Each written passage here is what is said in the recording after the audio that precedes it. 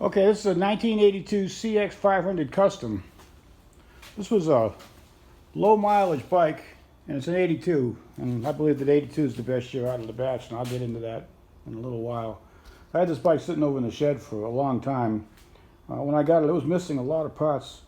You know, you never know the history on these things. I don't know what happened, but it was missing a lot of parts, and some of the parts that were on it didn't look very good, but I felt it was worth doing a complete restoration to, so I tore it completely down. I've been rounding up parts for this thing for about a year. I really like these CXs. I think they're a lot of fun to ride. I needed an extra bike for the winter, so I figured I'd go ahead and knock it out. Got some friends coming down, so I'm in the process. I just started on a cafe project, so in the meantime, I'm going to be riding this one here.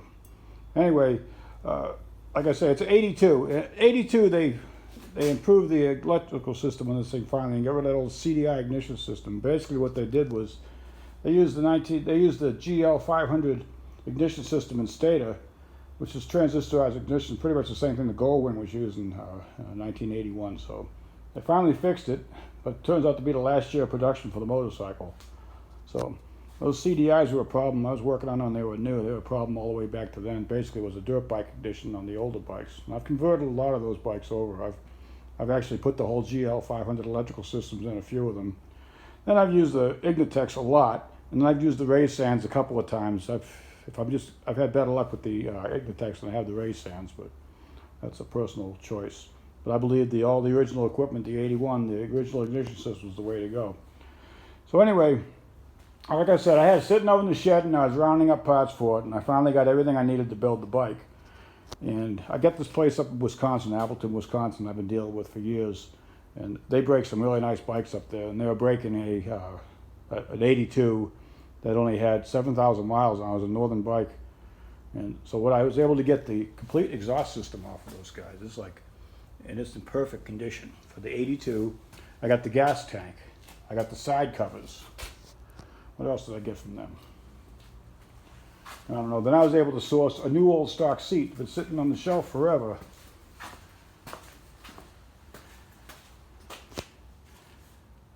A couple of things about the 82 that I didn't like was the handlebars. They're real high and they're in a real bad position. And the seat was more of a bucket seat, and this one you can move around on a little bit more than the 82. So this is the earlier 1981 and earlier CX500 seat. So I did everything to this. I tore the engine down, and what happened was when I got it running, I noticed there was an oil leak up here in the top corner of the gasket where they always seem to leak after a while. So I went ahead and tore it down. Timing chain looked like new, plenty of travel left in it. Stator looked like new. So I did the rear camshaft oil seal. I did the mechanical water pump seal. I did the front camshaft seal, the shifter shaft seal. I did a complete reseal on the engine. Adjusted the timing chain, adjusted the valves, new spark plugs.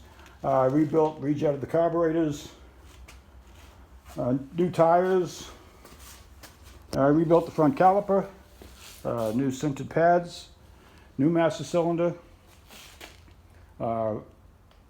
new fork seals and wipers. I put these Daytona, the MGO Daytona bras. I like these a lot. I like the way they feel. They fit me pretty good. So I put these on here. But I leave the cables long for now in case when I sell this thing, if somebody wants to put the original bras on, I have them too. We can stick them back on again. But I plan on riding this bike for the summer. For the winter. Lose track of the seasons here in Florida. And I'm a little bit tired. All right, it's got a new AGM battery. You know, I've done everything to this bike. There's a new petcock, complete. The inside of the tank looks as nice as the outside of the tank. As I pay up for this nice stuff, but it's worth it in the long run. Okay, we'll go ahead and start her up here.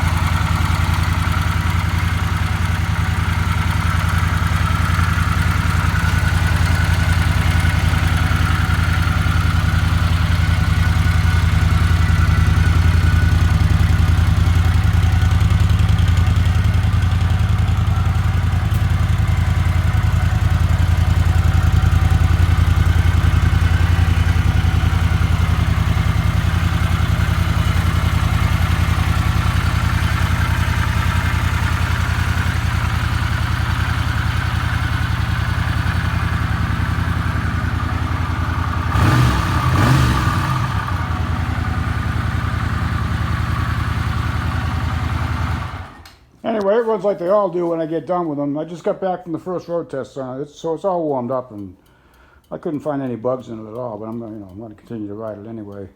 I put 75 miles on it this morning. Beautiful day here in Florida. We're finally getting into our riding season here, so I plan on riding this one a lot.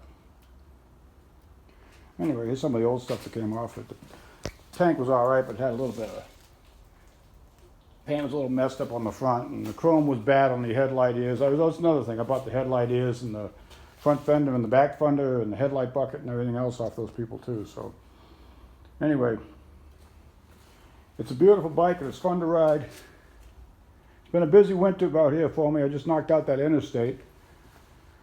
I'm going to take some time off before I get started on my next cafe project, and I got to clean this shop up because it looks like somebody dropped a bomb in here. I've been at it for about 2 months non-stop out here. Time for a major cleanup. Anyway, thanks for watching my video.